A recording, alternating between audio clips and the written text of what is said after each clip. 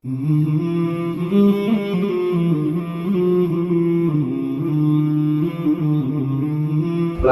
kegiatan santunan anak yatim ini dalam rangka Gema Bulan Ramadan tahun 1444 Hijriah oleh Dinas Pendidikan dan Kebudayaan Kota Banda Aceh. Santunan ini merupakan santunan untuk anak yatim piatu bagi siswa-siswi mulai dari TK, SD, dan SMP.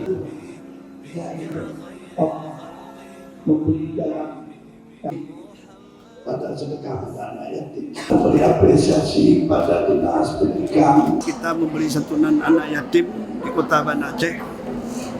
Pertama-tama saya mengucapkan terima kasih kepada Dinas Pendidikan beserta jajaran yang telah berpartisipasi untuk memberi santunan pada anak yatim yang jumlahnya lumayan banyak ya, 250 juta lebih.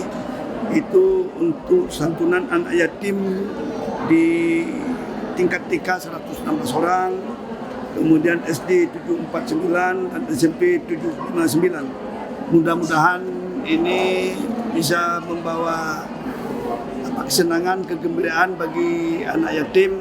Perlu kita ketahui bahwa mereka ini kita harus kita santuni ya. Di samping juga kita memberi kasih sayang. أبداً على حبيبك خير